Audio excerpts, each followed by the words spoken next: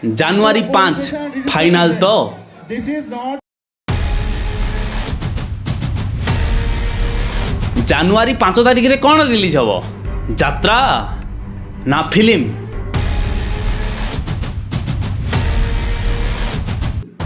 ପ୍ରଥମେ ଟିଜର ଆଇଲା, ତାପରେ ଟ୍ରେଲର ଆଇଲା, ତାପରେ ପିୟୁଷ ଆସିବ। ଆଉ ପିୟୁଷ ଆସିବ ମାନେ ଠିକ୍ ଠିକ୍ ଠିକ୍ ସେଇ ଜିନିଷଟା ସେଟା ବି ଆସିବ। କଥା ଉଠେ ପାଢ଼ୀ ବାବୁଙ୍କ ପ୍ରତି। ପାଢ଼ୀ ବାବୁ କ'ଣ ପାଇଁ ଏମିତି କରିଦେଲେ? ତାଙ୍କର କ'ଣ ଆବଶ୍ୟକ ଥିଲା ଏସବୁ କରିବାରେ? ନମସ୍କାର ବନ୍ଧୁ, ପୁଣି ଥରେ ବ୍ୟାଡ୍ ବୟ ପିୟୁଷ, ଟାଟୁ ବାଲା ପିୟୁଷ ତ୍ରିପାଠୀ ଯାତ୍ରା ମଞ୍ଚକୁ ଫେରୁଛି।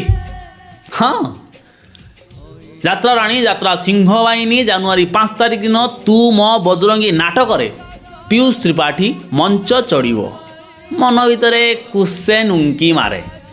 ପିୟୁଷ ତ୍ରିପାଠୀ ବିଦା ହେଇଥିଲା କ'ଣ ପାଇଁ? ନା ବିବାଦ ପାଇଁ।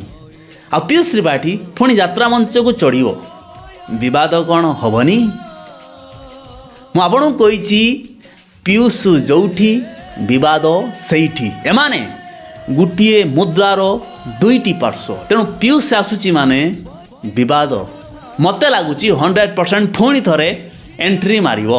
ଆପଣଙ୍କର ରାୟ କ'ଣ ନିହାତି ଜଣାଇବେ। ଦ୍ୱିତୀୟ not the right way to show the gundagardi. This is not the right way to show the gundagardi. Hello. What is your name? What is your name? You have any issues? Come to the police station and complain. Question Padhi ବାବୁଙ୍କ ପ୍ରତି କ'ଣ ପାଇଁ ଆଉ କାହିଁକି ଟିକେ ପରେ question କରିବା। ତେବେ ଆପଣମାନେ ଜାଣିଥିବେ ବା ଦେଖିସାରିଥିବେ ଯେ ତୁ ମୋ ବଜରଙ୍ଗୀର ଟ୍ରେଲର ରିଲିଜ୍ ହୋଇସାରିଛି। ବହୁତ ସୁନ୍ଦର ଟ୍ରେଲର। ପ୍ରଥମେ ଟିଜର ରିଲିଜ୍ ହୋଇଥିଲା, ତାପରେ ଟ୍ରେଲର ରିଲିଜ୍ ହେଲା। ଆଉ ଟ୍ରେଲରଟି ହିନ୍ଦୀ ମୁଭିର ଟ୍ରେଲର ଠାରୁ କମ୍ ନୁହେଁ। ଓଡ଼ିଆ କଥା ଛାଡ଼ନ୍ତୁ, ହିନ୍ଦୀ ମୁଭିର ଟ୍ରେଲର ଭଳି ମୋତେ ଲାଗିଲା।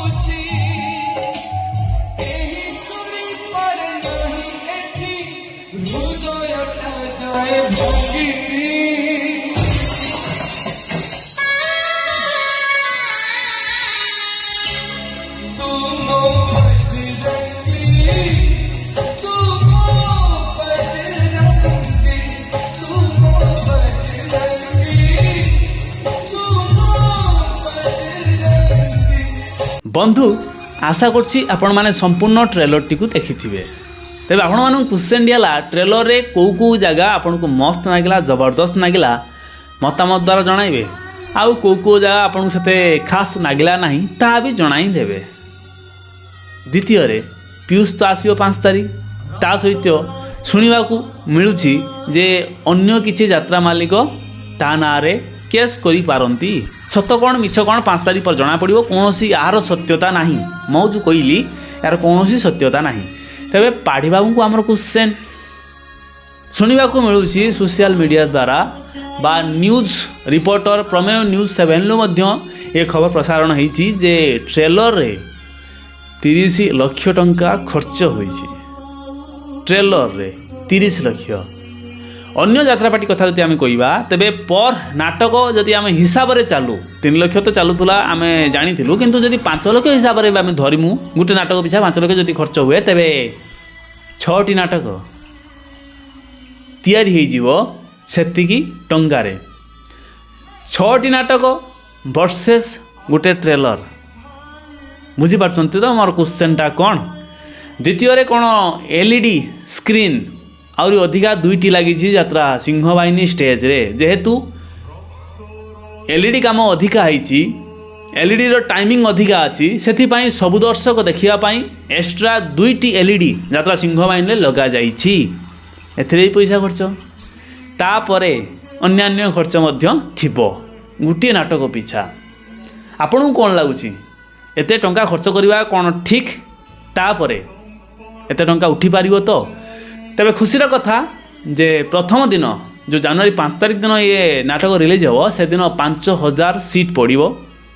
ଆଉ ତା'ର ଆଡ଼ଭାନ୍ସ ବୁକିଂ 22 ଡିସେମ୍ବର ମାନେ ଆଜିଠାରୁ ଆରମ୍ଭ ହୋଇସାରିଛି। 3000 ଅନଲାଇନ୍, 2000 ଅଫଲାଇନ୍। ସବୁଆଡ଼େ ତ 5000 ଚେୟାର ପଡ଼ିପାରିବନି ନା। ଏଠି ଆଉ ଗୋଟେ କଥା ସନ୍ଦେହ ମଧ୍ୟ ଉଠେ ଯେ ଯେହେତୁ 5000 ଲୋକ ଆସିବେ, ହେଇଥାଇପାରେ ତାଠୁ ଅଧିକା ଆସନ୍ତି, ତାହେଲେ ସେଠି 5,000 ଲୋକ କମ୍ ନୁହେଁ, ସେଠି ନାଟକ ପରିବର୍ତ୍ତେ ଆଉ କିଛି ହେଇଯିବ।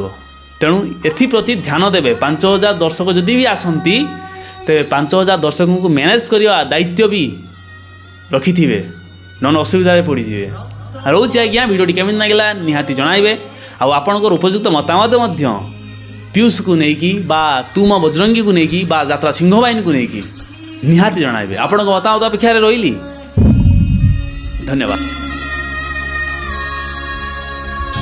संपर्क जाइछि आछि